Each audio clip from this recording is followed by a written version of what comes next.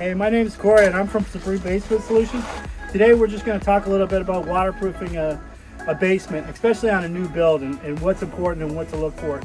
Right off the bat, obviously we're in the hole. You can see standing water here. It hasn't rained probably, I'd say probably 2 weeks, and the water's not going anywhere. And so it's not draining. And if you take a look over here, you'll see that it's almost the same level. So the bottom of the wall is about 8 inches between here. So as it rains, the water is going to accumulate. So what we've done here is we've installed an O-pipe, a 4-inch O-pipe that has slits in it that goes around the entire perimeter of the building.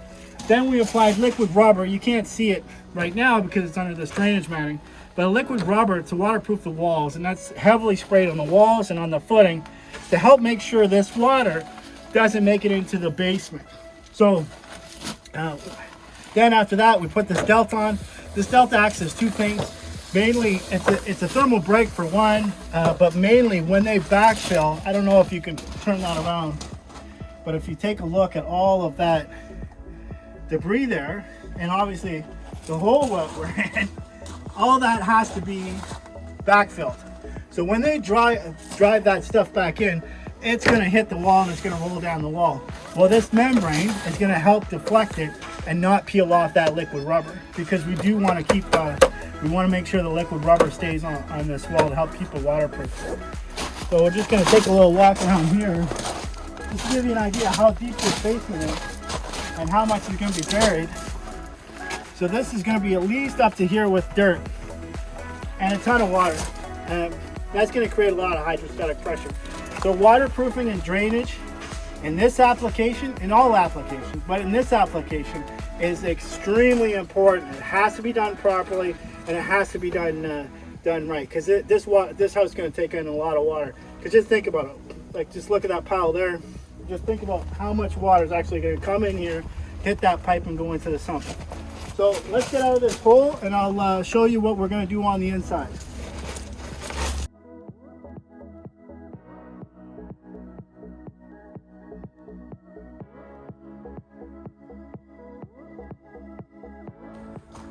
So you probably just caught a glimpse of that.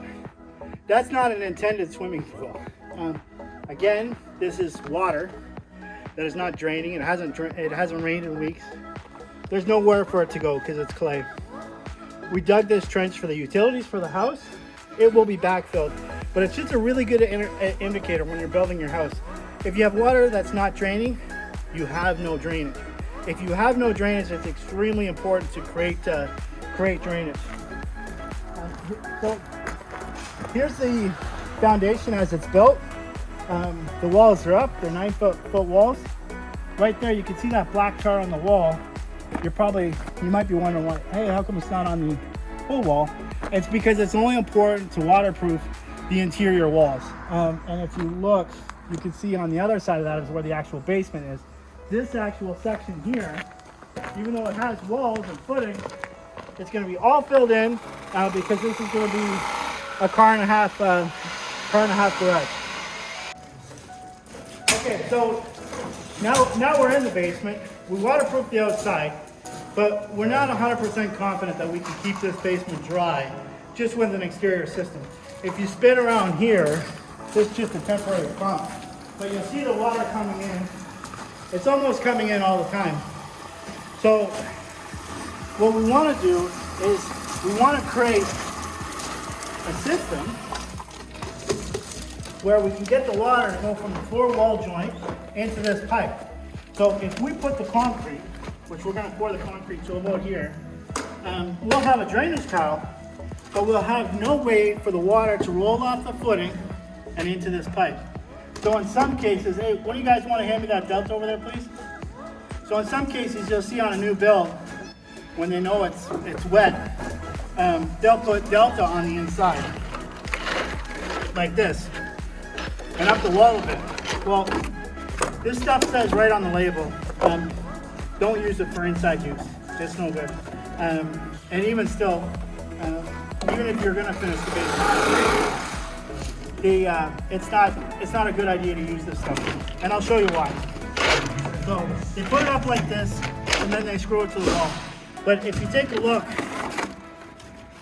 the air, the wet air, it's just gonna travel up and through there, right?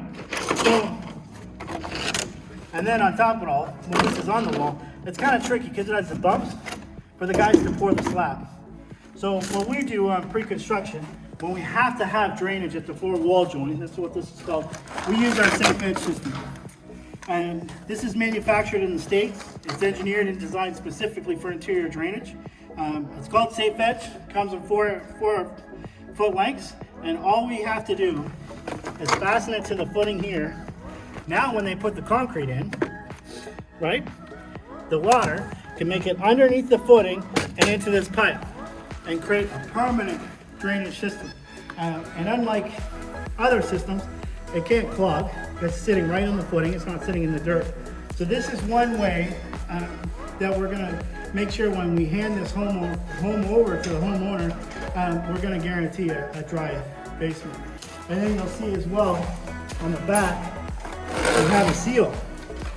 So the water vapor can't come back through, and it's perfectly spaced.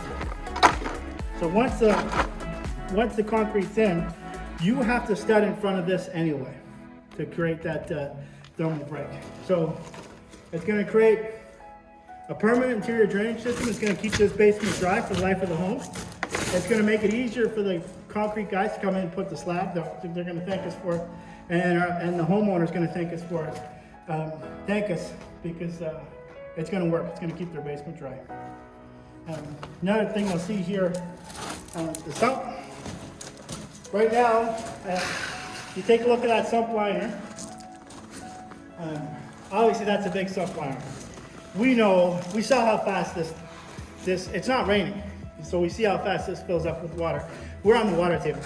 So this way, you'll take a look at this liner, and you're like, wow, that liner is way too big. Are you guys crazy? No, because we're for sure gonna have to put a battery backup in here, because if the power goes out, the basement's gonna flood. This basement has 9-foot ceiling, so it's gonna be finished. If the primary pump dies, the basement's gonna flood. So we're gonna put 3 sumps in here.